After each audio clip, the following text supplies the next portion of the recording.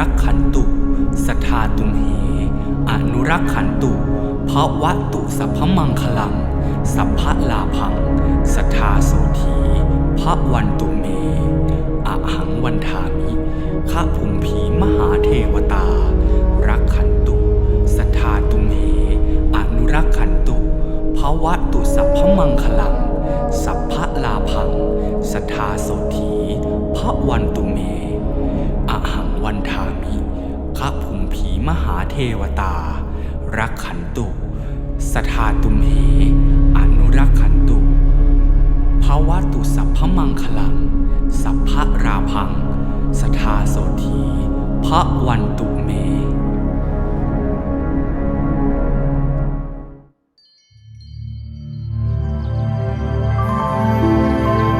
เสียงวจีแว่วแผ่วดังผ่านพระคาถา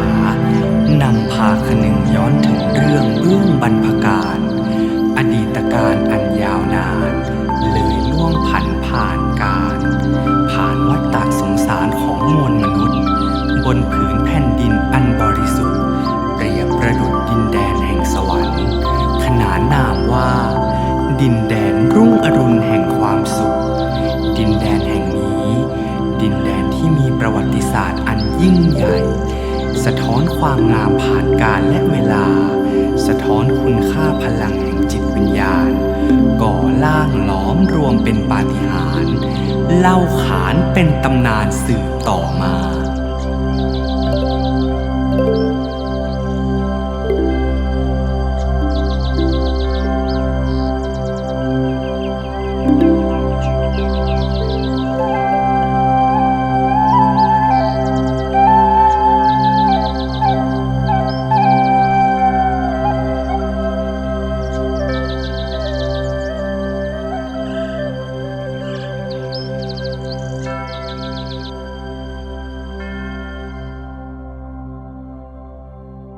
กลิ่นธูปเปลวเทียนที่ส่องสว่างนำทางพลังศรัทธาอันยิ่งใหญ่หลอมรวมจิตใจนำพามาณที่นี่สถานที่ซึ่งเป็นแหล่งรวมจิตวิญญาณแห่งศรัทธาสถานที่ซึ่งประดิษฐานองค์พระแม่ย่าเทวสตรีผู้เรืองฤทธิ์ที่สถิตเป็นสีคู่บ้านนี้เมืองนี้นำพาความเจริญมั่งมีและพรอันเป็นสีเป็นมิ่งทานีนครบัดนี้เราจักนำพาท่านเข้าสู่จารึกแห่งตำนานเล่าขานบารมีพระแม่ย่าให้ผืนฟ้าได้ประจักษ์ในมหาบุญบารมีผ่านทิพยนาตดุริยศิลป์ให้ได้ยนยินทั่วผืนล่านำพาความเกษมสันต์สำราญวิญญาณนำมาสู่ทุกผู้ทุกนามนาฏกรรมประกอบงานสักการะพระแม่ย่าชุดพระแม่ย่ามิ่งธานี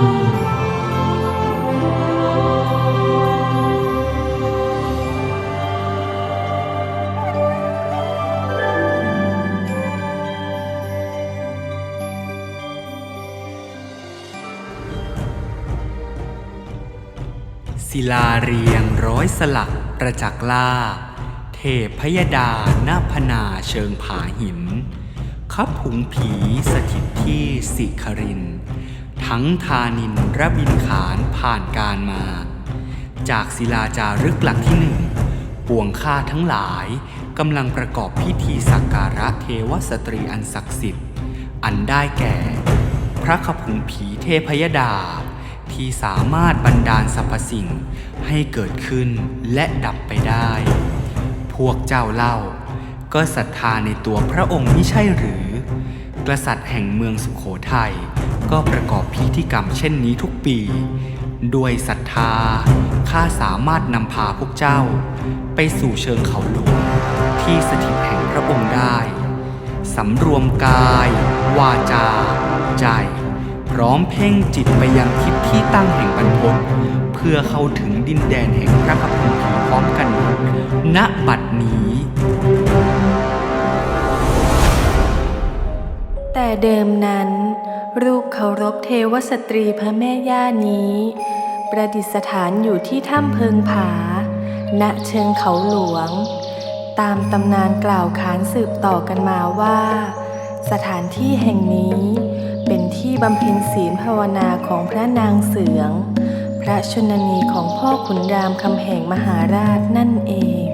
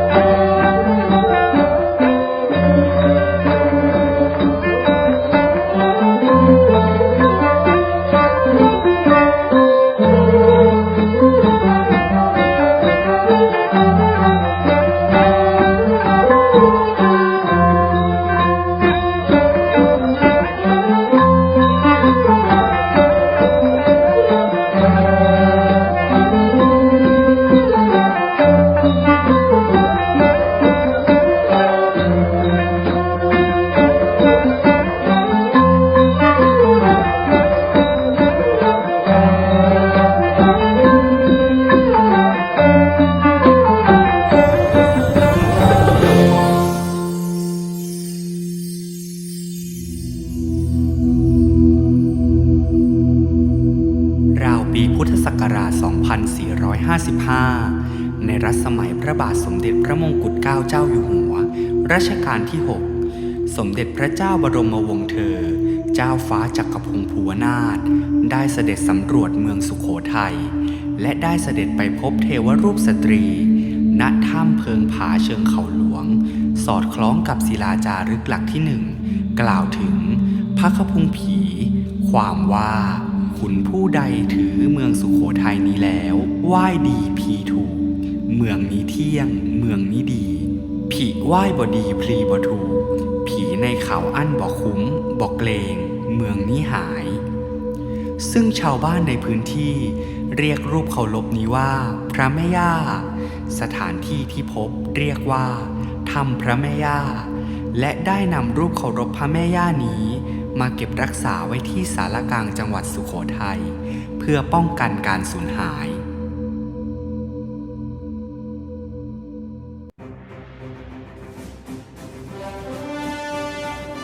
ปีพุทธศักราช 2496 นายเชื่อมสิริสนธิ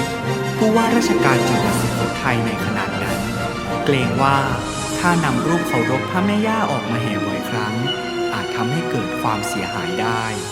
จึงได้ให้สร้างศาลเป็นที่ประดิษฐานอยู่ริมฝั่งแม่น้ำยม